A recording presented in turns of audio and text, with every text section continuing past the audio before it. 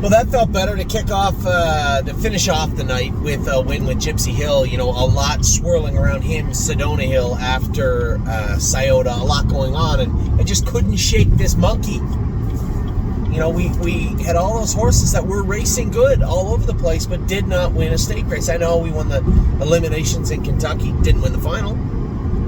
We just hadn't won a stake race yet, and it was starting to chew away at me a little bit.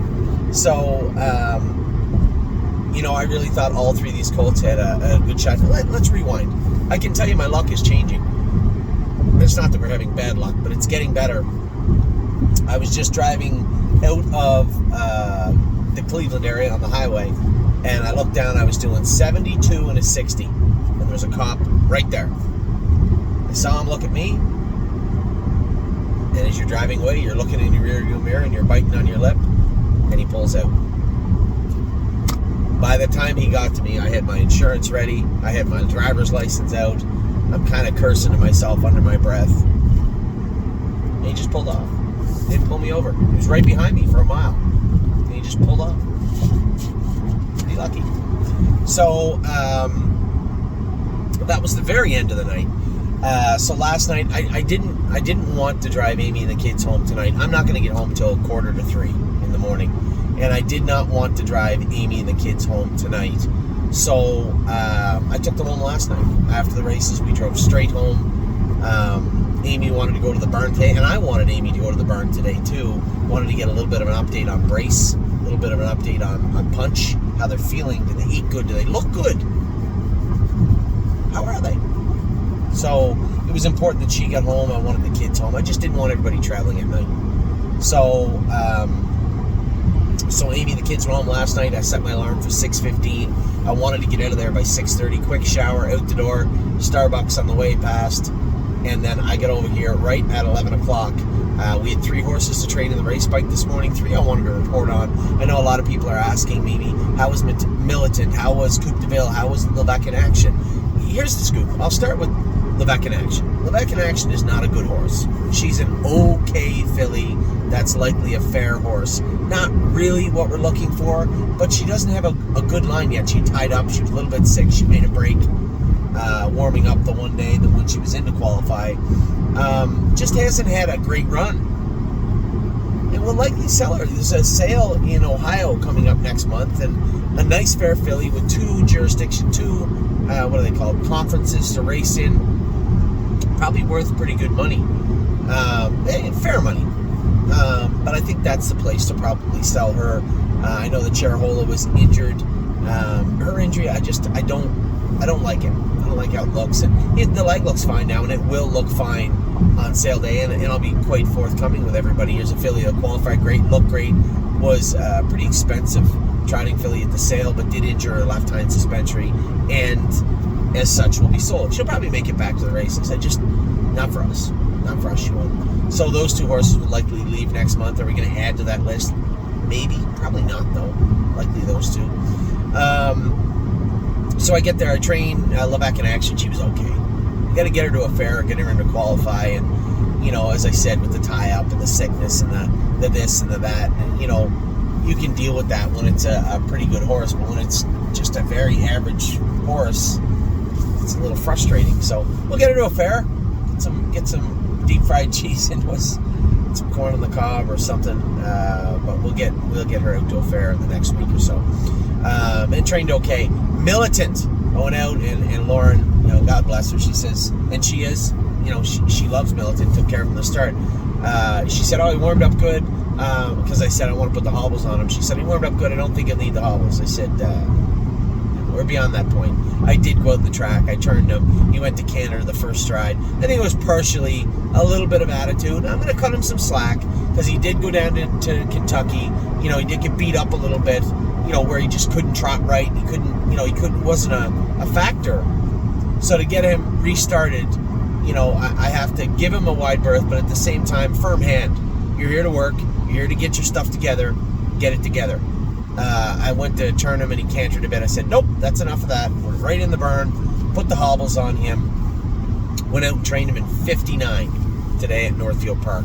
So he was good. I think he could even be better. We're going to take all the weight. Now that we get the hobbles on him, All the weight is coming off him up front. We're going to move from a trotting swedge and toe weights to right to aluminums.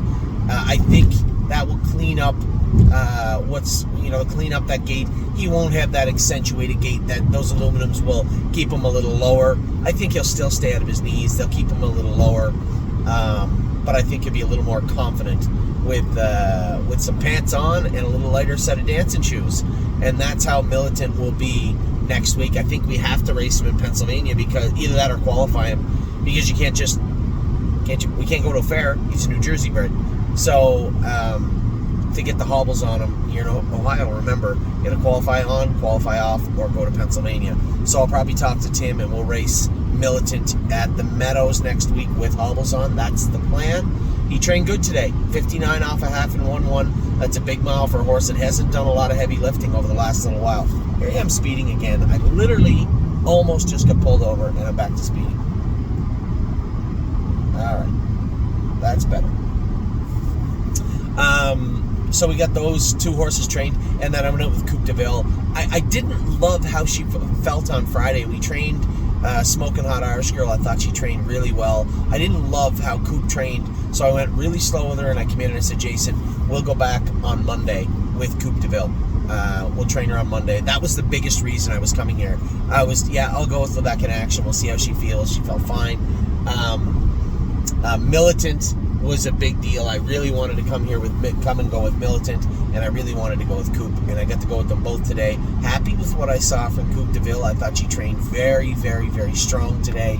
So maybe she was going through something. Jason said her blood was fine, right? And he said, you know what?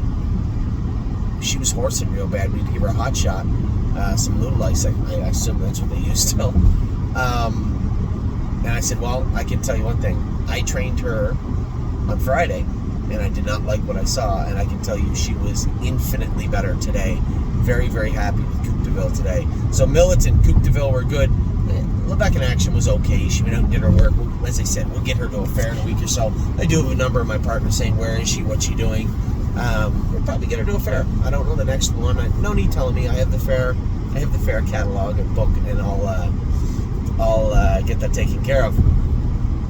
Now, the racing this afternoon and this evening, a bit of a huge mixed bag, right? We had the last start in Kentucky, Per Lucky. I was going out on the track and I'm watching. I thought that was him that was backing through the field. I'm like, oh my God, what the hell is that?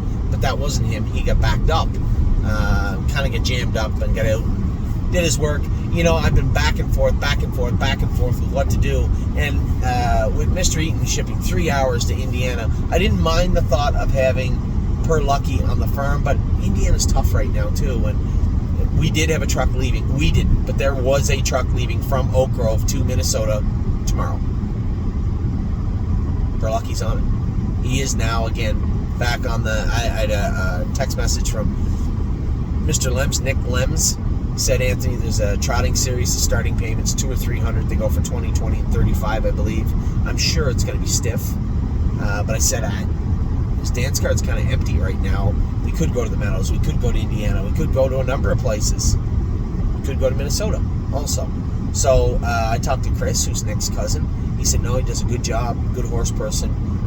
He'll get along really good with the horse. I think it's a good spot for him. And that was important because Chris knows the horse, right? Chris Lems knows Per Lucky. So Nick Lems will be receiving Per Lucky. We will be getting him raced in Minnesota. I guess I have to get a Minnesota owner's license. So do you. If you're my partner out there, I assume it's 5% or 4% or more. I'll have Linda look into that tomorrow for us. But I'll definitely need an owner's license for I just got my National Racing Compact myself. Here I preach a National Racing Compact to you, and I didn't have one. I didn't really need one. I had a National Linda Compact. She did all my licensing for me, so I got my NRC the other day. I assume they work with Minnesota. I hope they do. Otherwise, I'll have to go and get fingerprinted again. I assume if they do fingerprints in Minnesota, I guess jump the gun. I don't know. So Per Lucky will be going to Minnesota. I think he was 6th today, but again, 55-29. Just a nice horse. We just need to find a better spot for him. And we will, hopefully. So Per Lucky heading to Minnesota. Next up was Prince Charmer. Did get into his knee a little bit. I didn't get away. I wish I had left 6 with him tonight. I could have left out of there with him. It's tough to leave from the inside. First lifetime start, and this will be a big deal. I wonder if that guy's lights can be just a little bit brighter. Is he trying to signal a spaceship? What a meathead. Look at that. I'll just put my head over here. What a meathead. So Prince Charmer didn't get away as well as I wanted to, and we're going to make a few little tinkering changes. Now, I will circle back to Prince Charmer. Actually, the statement I'm going to make at the end of this video pertains to Prince Charmer and a number of horses also. So let me get through this, and you'll see how I tie it all together at the end. So Prince Charmer did his work, 3 wide down the backstretch, closed up good, 59-4. First lifetime start, 59-4, 29-4 on the end of it. And raced really well. Now, I'll echo this statement throughout. You will see the difference between having one big mile, what it did to our horses last night that were racing against horses that had that big mile in already, what it did for the horses tonight also, racing against horses with even the one start into them. It is a big difference sometimes, and you saw it later on in the evening. We'll get to that, but Prince Charmer didn't have that start. A couple of horses did tonight. I can't say whether the 2 that beat him did. I believe they did, but I can't say with absolute certainty that was the case. I thought that Prince Charmer raced very well, especially when I saw his overall body of work tonight. I thought that there were some changes we can make. I'm not a big fan of belly band hobbles, but I think in this case they'll work very well. They kind of jerked on him a couple of times tonight, and I don't think they needed to. We're going to go back to the go straight a bit. He did spin his knee boot around. I think it was just 1 or 2 good pokes down the backstretch, but still enough that I saw him do it, or I heard him do it anyway. We're going to go back to that go straight, put the belly band hobbles on him, and I think everything else is good with him. I love his attitude. I love his work ethic tonight. Horse did a very, very good job trotting in 59. I was really, really happy with him. The only horse that kind of let me down a bit was Sweeney, but we had the outside post, second over. He just didn't feel like he had the attack mode that he had in the qualifiers, that he had in training, and I think it was the gaps in his actual work schedule, right? Missed that start because it was I think he was definitely in to go when they had the smoke cancellation. That was a big deal. That played a very negative role in a lot of our racing over the last 48 hours, more than I thought it would. And in hindsight, it played a major, major role. And Prince Charmer was in that night. Purple People Eater was in that night. A number of horses were in that night. Irresistible Sun was in that night. So again, when it came to Sweeney, outside post, I worked out a good trip. I thought when I moved him, he should have been a closing second. Instead, he was kind of a hanging 5th. And I do just attribute that to that gap in his work. Sure, I trained him in 2-1. Who cares? It's not the same. You need that racing scenario for the horse or an actual race. And he missed it for a week or 2. And I think that overall played a big role in Sweeney being 5th instead of 2nd tonight. He felt a little flatter than I thought he would be, and again, I think that's just attributed to missing that week. So we'll get him back in the swing of things in the next couple of weeks. He's gonna all 3 of those horses, all the horses that raced for us over the last 48 hours are gonna do good things for us this summer. I am not upset with any horse that we raced so far. All the horses were impressive, and more impressive are the horses that bounced back from last week in Scioto. Now, we'll come to them in just a second because we do have some updates. I know Delicious Stone made a break in the last turn. I have not talked to Mark yet. Listen, this horse will win in 53, trotted in 52, has done great things, and whatever happened last week, it was a plus pocket. Now he has to qualify, so I'll talk to Mark tomorrow about what he would like to do and how he would like to approach Delicious Stone DK, but I know the breaks are painful and annoying. I know he made one today in the mud. I know he flip-flops on in the mud. Did that play a role? Yes, probably. But nevertheless, just a speed bump along the way. Still a very nice horse, and I'm sure he'll bounce back, no problem. Unbeatable Kemp. And if you're talking about good horses bouncing back, you don't have to look any further than this guy. He's had a rough road sometimes. He had a patch where he was just no good for a while. Then he had a patch where he was sore and lame, and we really were trying our best to get him on a path where we could manage and mitigate the issues with his knees. At the same time, allow him to stay tight enough to do his best work. That's his trip. Leave, sit, climb all over them, move them over, and away you go, 53. It takes a good horse to win in 53. He'll do it. Got to do it his way, but he'll do it.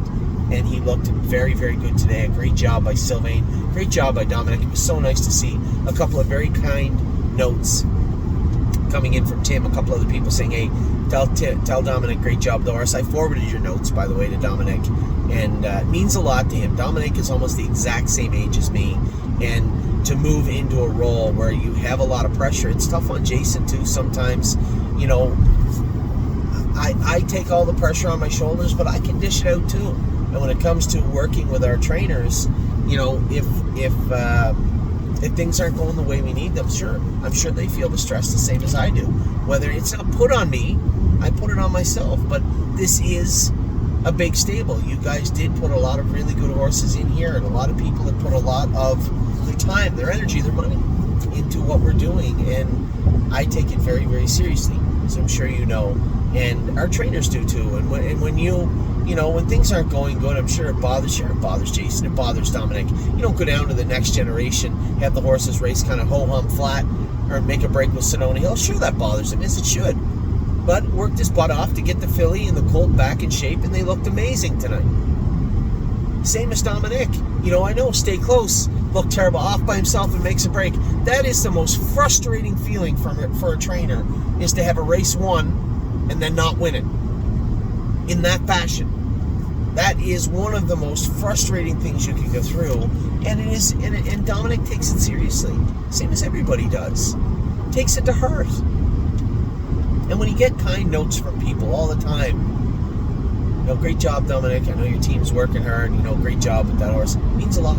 So I forwarded your notes to Dominic via text message, just to let him know that, you know, people are watching and people appreciate what you're doing and the hard work you're putting in. It takes a lot to race Unbeatable Kemp consistently. A very strict regimen that we have him on, and Dominic does an incredible job with that horse. Michelle takes care of him, does a great job. Everybody connected to that horse, and all of our horses. You know, Lauren was Sedona Hill, and Jason's crew, Kaylee and her sister with of course my phone's going dead. Why wouldn't it? Kaylee and her sister with Gypsy Hill, everybody that does all the hard work to have the horses racing at their best. You know, I appreciate them, and I know you do, and it's wonderful sometimes just to send the notes along. I don't need them. I know you guys appreciate what we do and how hard we work. You show it when we buy horses and they sell out right away.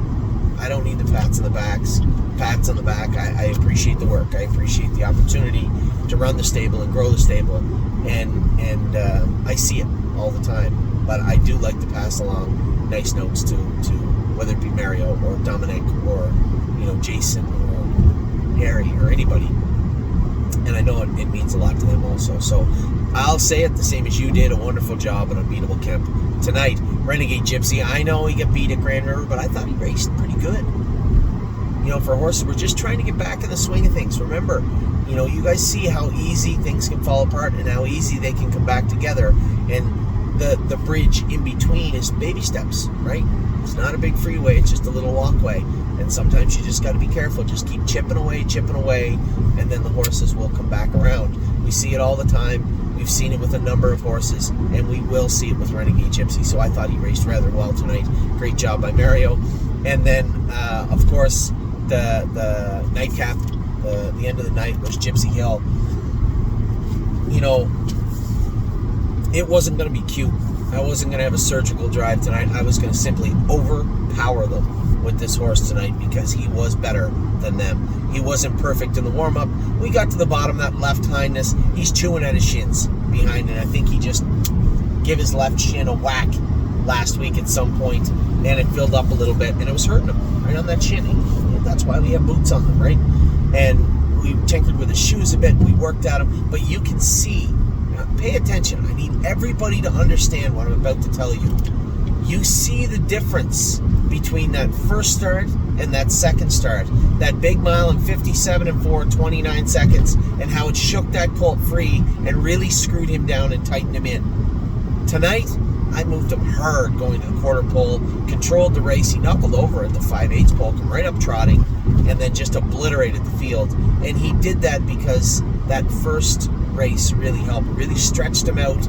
I was very, very happy with the way he felt scoring down. I thought, I wasn't concerned with him making a break. I know you're going to see him get rolly in the last turn and rough. He's a big, tall colt getting around a half-mile track. He does chew at himself, and I can assure you, there was a few times in the mile it probably bit at him a little bit, chewed at him, and he kind of stung him a little bit, but he did his work, and he was out there to do exactly what he did, and he executed it very, very well. I was really proud and really, really happy for everybody, and the horse especially, for doing his work. He felt like $1 million going through the wire and coming back to the winner's circle. You know, that was a first taste of victory for him in a race at night. And some horses, you can just tell them. They know it's different, right? They know something good just happened. And seeing that horse come back, throwing his head, feeling good, was pretty impressive. So a wonderful job by Kaylee and Jason and everybody in that barn to have that horse ready to go tonight. Much better tonight. Sedona Hill, much better yesterday. So even the horses that really stumbled out of the gate for us this summer, you know, Gypsy just didn't. I wish that Gypsy Hill was the other day. Now we wouldn't have won. We definitely would have been third. I thought he raced very, very good tonight, and I think the sky's the limit for this guy. If he continues to beat himself up behind, now tomorrow, pull the bandages off, spray the poultice off, take a look at his legs. He'll let you know if he's got a little bruise in there, if he kind of beat on himself a little bit. If he did, we have options to make shoeing changes with him. I don't want to make many from tonight. I'm going to let him work through it a little bit. I think that it's easier to say, oh, we're just going to do this. You guys hear me talk about it all the time. A few little changes here and there, they'll be all right. It's not always that easy, and it doesn't always work that way. With Gypsy Hill, the Gypsy Hill I saw tonight, I want to see next time. I don't think we have to make a bunch of wholesale changes to him just yet. Now, if you take the bandages off tomorrow and that little bump on his left hind is hot, it's hurting him a bit, maybe he's got one on his right hind, the same. Okay, now we got to make some changes. But that will be a decision. Jason will be the one with Kaylee to take those bandages off tomorrow. Take a look at those horses and see how they look after. That's the most important thing. You know, after the race, tomorrow morning, how do they look? Very, very important. And I'll be looking for an update from Jason on Gypsy Hill for sure. On all of them, really. Sedona, all the horses. So happy with what I saw from Militant this morning. Happy what I saw with Coop Devile. It was adequate. Levesque in action was adequate. And the horses tonight, just so impressed with Unbeatable Kemp. Just really proud of our trainers on both sides of the border. Dominic did a great job with Unbeatable Kemp, and he showed up again tonight at Mohawk. Jason did a great job with Sedona, Prince Charmer, and Gypsy Hill, Sweeney. You'll see a different Sweeney in the very, very near future. We're only scratching the surface on this guy here tonight, and you'll see a much better, much improved Sweeney now that we got some more work into him. Can't wait to see how this guy progresses throughout the summer also. Now, even earlier in the day, after the morning, before the races, we had a sale ongoing. Even moments before the hammers dropped on the horses, I didn't think we'd sell anything, to be honest. I didn't. I thought there was a real chance that we wouldn't sell a horse. And Mo Power Baby, one of our clients, Alan and Carrie Howard, bought Mo Power Baby. I suspect they're going to race her and breed her. So that's good. She's going to a nice home. Really, really nice filly. And I think happy with the way things turned out. You know, she kind of found her way out of her classes here. But again, there's racing for her now. She's going to go to Ontario. So congratulations to them and good luck with Mo Power Baby. She's been a real treat to drive the last little while, and I think you're going to have a lot of fun with her. Digit, I was a little torn on Digit. Coming off that first and second, now she got a second in the Stallion Series. Was she worth a little bit more? Maybe. But I can tell you my honest-to-goodness feeling. I don't think she's going to beat Flash Fly. I don't think she's going to beat Insider Trading. I don't think she's going to beat Royal Emeralds. I don't think she's going to beat Affection. Who's the other one? I think we have another one. Probably our best one. I can't think of it. But we have some nice fillies. And when I look at Digit, I think her improvement from, again, we talked about this a minute ago, from start 1 to start 2 was pretty good. But if she goes out and finishes 5th in the next Stallion Series, that's it. There's no knocks on the door. There's no text messages coming in. And when I look at 33,000 plus the purse money we made with her, I think I was okay with it. This is a time of year when we're trying to really turn our stable into a strong stable. The yearling sales will creep up on us, right? So I want to have our best horses that we are going to keep, race, and keep over into 2024 as we move into our into another yearling season in 2023. So is Southwind Digit going to get better and better and better and be a killer? She could, but I never did see that killer instinct from her. And it's fair. You can make the argument, well, you didn't see it with Austral Hanover too. You're right, I didn't. But 2 starts in, I think she's a nice filly. But I don't think she's going to beat any of the 4 that I mentioned. So I was okay with the sale of Southwind Digit. Antilles Hanover Hammer dropped at 22,000. We kept them. I really thought he'd bring 24, 25. A gentleman texted me after and said, I'll give you 20. Okay. He's not even as good as Southwind Digit. Just a nice horse, meat and potatoes type trotter. And I know a couple of our clients are like, well, you didn't give them a chance. Every year I sell horses, I get the same thing. You didn't give them a chance. Should we go to a different jurisdiction? And I'm going to be wrong sometimes. I know a couple. One for sure comes to mind. But definitely a couple come to mind. And they're going to be. I don't care what stable you run. If you buy and sell horses, you're going to be burned on some. You're on both sides. You're going to be burned buying. You're going to be burned selling sometimes. You're going to do very well buying sometimes and selling sometimes. I just don't think Antilles Hanover is a stable horse moving forward. And I know that there's a lot of people that might say, I disagree with you, and that's fine, to each his own. But I think our track record of saying what the horses are going to do and then watching them do it or not do it stands pretty strong, I think. Anyway. Why is this not charging? This charger, honest to God. I guess it didn't hear what happened to the phone holder the other day.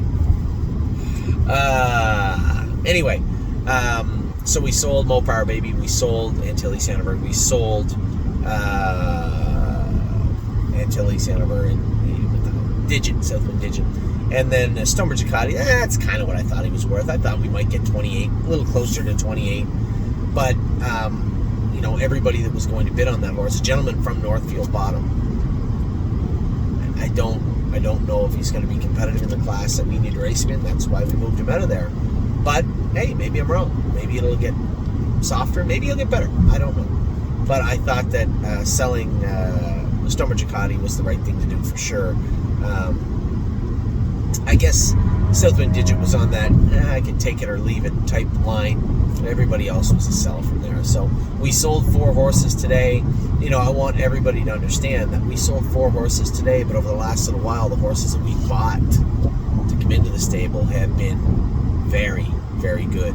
And as long as we continue to sell the horses that are either a little bit weak or aren't doing or have saturated their ability to win races and do good for us in the here and now or the long term, and then bring in horses that are fresh, that can do what we need them to do, or be long-term horses like a greatest ending, hopefully, then all will be well. And that's what we're going to continue to try to do for the rest of the summer. Cycle horses in and out, keep our mainstays, let them grow up and into better horses, and just build a strong stable top to bottom. So that's what we've done. That's what we're going to continue to do. That was today in a nutshell. We had the trainers in the morning. We had the sale in the afternoon. We had the races at night. Very, very happy with what I saw from Gypsy Hill. He was incredible. As I said, when I cut him loose, I wasn't looking for a tidy, clever victory. I was going to bring out the sledgehammer, and that's what I did tonight with him. I just thought that I wasn't going to play around. I had the best horse in the race on paper. I thought I did when I was on the track, and I was going to assert myself and him early in the race, take over the lead, and Bob's your uncle, and I don't even know what that saying means. I just like saying it sometimes. And that's exactly what I did. So great win from him. So happy to see Unbeatable Kemp win for Dominic, for our clients, my partners. The horse race great. Renegade Gypsy raced good again. He finished second. All the horses raced good today, except Delicious Stone made a break. We'll get that squared around. Don't worry. A good horse. We'll get him back on the straight and narrow. So with that, I'll let you go. Congratulations, everybody, today. If your horses raced good, if you didn't, which the only horse that would be Delicious Stone. Per lucky, raced good. Just got a kind of a crappy trip. But as I said, the Delicious horse will get him back square away. With that, I'll let you go. Big day tomorrow. 5 qualifying, 3 schooling, absolute euphoria races. I got ready for landing Indigo. I have nothing but a dreamer. Sintra is going to make a trip over to Georgian Downs, I believe. Georgian or Grand River? What day is tomorrow? I think Georgian.